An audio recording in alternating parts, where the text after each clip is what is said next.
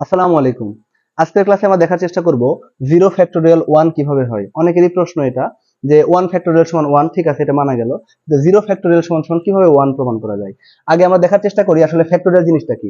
ধরো তোমার কাছে দেওয়া হলো 5 ফ্যাক্টোরিয়াল, এর মানে হচ্ছে এই 5 থেকে শুরু করে যতগুলো পিছনের দিকে পূর্ণ ধনাত্মক সংখ্যা আছে সবগুলো সংখ্যার গুণফল আকারে লিখতে হবে। অর্থাৎ 5 ইন্টু 4 ইন্টু 3 ইন্টু 2 ইন্টু 1। অর্থাৎ 5 ফ্যাক্টোরিয়াল সমান হচ্ছে 5 গুণ 4 গুণ 3 গুণ 2 গুণ 1। 1 না লিখলে আসলে সমস্যা নাই।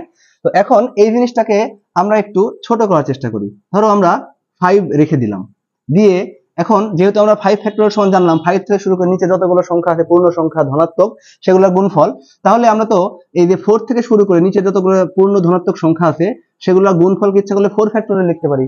অর্থাৎ 5 ইন্টু আমরা এই অংশটার জন্য লিখতে পারি 4 ফ্যাক্টোরিয়াল। তাহলে এভাবে আমরা ইচ্ছা করলে 4টাকে রেখে দিয়ে 3 ফ্যাক্টোরিয়াল ডান দিকে লিখতে পারতাম, কোনো সমস্যা নাই। এখন এই জিনিসটাকে যদি আমরা একটু জেনারেলাইজ করি তাহলে বিষয়টা কি দাঁড়ায় দেখো। তাহলে ধরো আমি লিখলাম n ফ্যাক্টোরিয়াল। n ফ্যাক্টোরিয়াল সমান কি হবে? তাহলে আমরা যেহেতু জানলাম যে যে সংখ্যার ফ্যাক্টোরিয়াল করা হয় সেই সংখ্যা থেকে শুরু করে তার পিছনের দিকে যতগুলো ধনাত্মক পূর্ণ সংখ্যা আছে সেগুলোর সংখ্যার গুণফলই হচ্ছে তার ফ্যাক্টোরিয়াল। তাহলে n ফ্যাক্টোরিয়াল সমান লিখতে হবে n into n minus 1 into n minus 2 into n minus 3, এভাবে কিন্তু এই জিনিসটা চলতেই থাকবে। আচ্ছা, তাহলে এখন চিন্তা করো আমরা যদি এখানে nটাকে রেখে দিয়ে ঠিক এখানকার মতো যেমন এই 4 ইন্টু 3 ইন্টু 2 ইন্টু 1 এই জিনিসটাকে 4 ফ্যাক্টোরিয়াল লিখেছিলাম, তাহলে আমি কি n minus 1 n minus 2 n minus 3 এই সবগুলোর গুণফলকে আমি ইচ্ছা করলে n মাইনাস 1 এর ফ্যাক্টোরিয়াল হিসেবে লিখতে পারি না?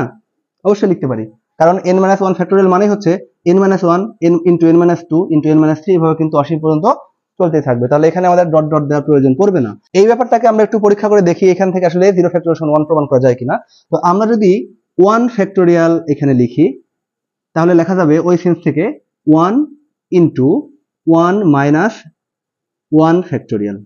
কারণ আমরা এখানে দেখেছিলাম n ফ্যাক্টোরিয়াল মানে হচ্ছে n into n minus 1 factorial, তাহলে 1 ফ্যাক্টোরিয়াল মানে হচ্ছে 1 ইন্টু 1 মাইনাস 1 ফ্যাক্টোরিয়াল। আমরা কিন্তু সবাই জানি 1 ফ্যাক্টোরিয়াল মান হচ্ছে 1, তাহলে আমরা ইচ্ছা করলে এখানে বসাই দিতে পারি 1 ফ্যাক্টোরিয়াল সমান সমান হচ্ছে 1। এই পাশে থাকে আমাদের 1 ইন্টু, খেয়াল করে দেখো 1 মাইনাস 1 সমান কত? 0, তাহলে 0 এবং এখানে ফ্যাক্টোরিয়ালটা কিন্তু আমাদের আছে। এখন যদি এখান থেকে আমরা এই 1টাকে এই পাশে পার করে দিই তাহলে পাবো 1 ডিভাইডেড বাই 1 সমান সমান 0 ফ্যাক্টোরিয়াল। অর্থাৎ আমরা পাচ্ছি 1 ডিভাইডেড বাই 1 সমান সমান হচ্ছে 0 ফ্যাক্টোরিয়াল। তাহলে দেখা গেল 0 ফ্যাক্টোরিয়াল সমান 1 বাই 1, আর 1 বাই 1 মানে কি এটা তোমরা বুঝতেই পারছো। 0 ফ্যাক্টোরিয়াল সমান সমান হচ্ছে 1 বাই 1 মানে হচ্ছে 1। তাহলে এখান থেকে আমরা এই যে ফ্যাক্টোরিয়ালের যে বেসিক যে রুলটা ছিল সেখান থেকে খুব সহজেই প্রমাণ করে ফেলতে পারলাম যে 0 ফ্যাক্টোরিয়াল মানে হচ্ছে 1। যত অদ্ভুত লাগুক না কেন প্রকৃতপক্ষে 0 ফ্যাক্টোরিয়াল মানে হচ্ছে 1। আশা করছি 0 ফ্যাক্টোরিয়াল সমান সমান 1 কিভাবে হয় তোমরা বুঝতে পেরে গেছো। এরকম আরো ভিডিও পেতে আমাদের ফেসবুক পেজ এবং ইউটিউব চ্যানেলে ফলো এবং সাবস্ক্রাইব করে কানেক্টেড থাকো। আল্লাহ হাফেজ।